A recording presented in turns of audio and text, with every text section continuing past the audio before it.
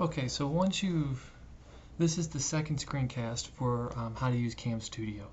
Okay, so once you've gone to CamStudio.org and you've downloaded the CamStudio.exe and you've downloaded a codec, preferably, or there's one right there on CamStudio.org, and you go and you double click, okay, like I have my icon right here, right? You double click the CamStudio, and this is the recorder icon, okay? A window pops up on your screen. All right. Now it looks at first different than what you see here because it's recording, and you can see as it records, it gives you time elapsed and seconds, which is important. And I'll make this notation again, but YouTube only allows 10-minute videos. Sometimes you can get a minute or two over, but for the free server that they provide, you really need to stay at about 10 minutes for it to accept it. So that's something to keep in mind, is watch your time.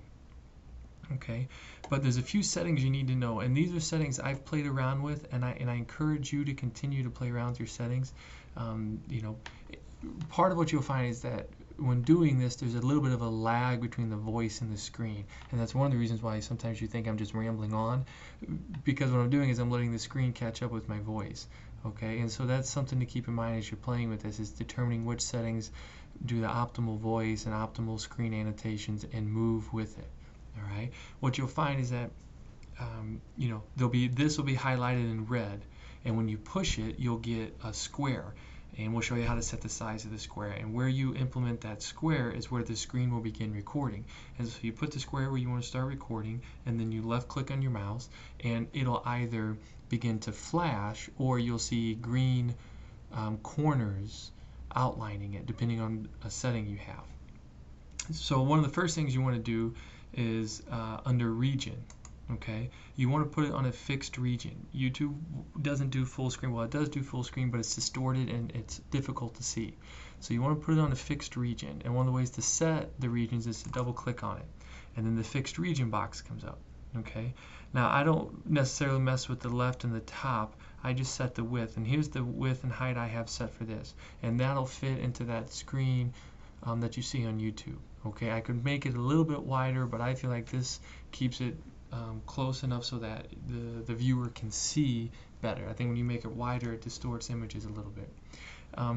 You want to click this to drag corners to pan, because I'll point that out later also, but this allows you, if you have not the full flashing box, but just the green corners, that allows you to take the corners and move it.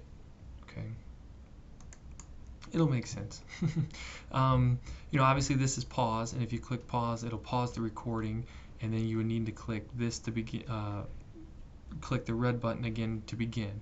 All right, so this would pause it, then you click the red button again to begin. This is stop, and that stops it.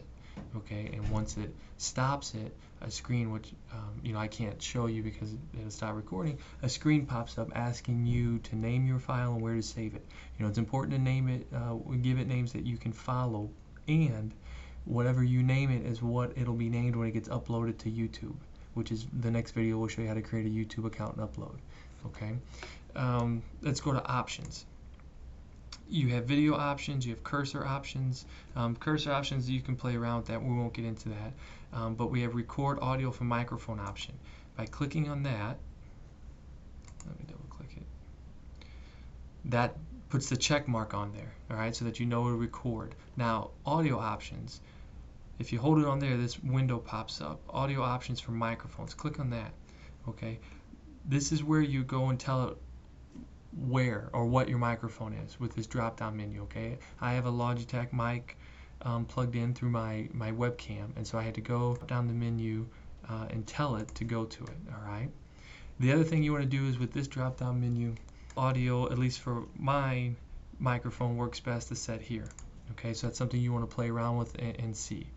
All right, the rest of this stuff you can leave at the 100 and the milliseconds, and you want to click OK. Okay, and again, these are settings that I've come up with that I know that work for what I've done so far, so you can play around with it as you see fit. Also under options, you have this idea here of enabling auto pan or not. If you enable auto pan, the screen will automatically just follow your mouse. Okay, Alright, which is kind of what you see now, is that when I move my mouse, the screen kind of moves. If you don't enable auto pan, what you'll have are green corners outlining a box, and that to move the screen, you'll have to go up, click on the corners, and drag the screen where you want it to be. Okay, and auto pan speed, if you do set it to auto pan, currently I have it on 60, but again, you want to play with it and know that your voice lags with it. So sometimes you may have to slow down or pan slowly with using your mouse. So like when I go like this, I go slower.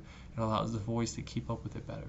A lot of times when you lose voice lag, or you have a lot of voice lag, is when you're clicking. So like when a page refreshes. So that's something to keep in mind. And the other option is the video option. So let's click. Okay, and this is where you have to go and pick your compressor. All right, notice here, this is the one of CamStudio Lossless Codec. That's what's on that screen I told you to download.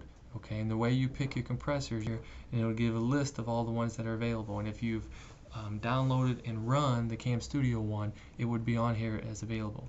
And notice here, here's the DivX. So if you wanted to go get another one, you could go to, again, search divx.com or it could be .com or .org, I'm not sure. Or just go to Google and search DivX. Okay, and also Microsoft has one too. The Microsoft Video 1 I know works as well. All right, you want to set the quality to 100. Okay, you want to set keyframes to 200, capture frames to 5, playback rate 200. All right, and you may not be able to do all this unless this may be clicked. And see how when this is clicked, those go black and you can't adjust them. So you're gonna have to check that to be able to adjust these. Okay, I wouldn't worry about down here, or at least I haven't messed with that at all. And you're gonna click OK.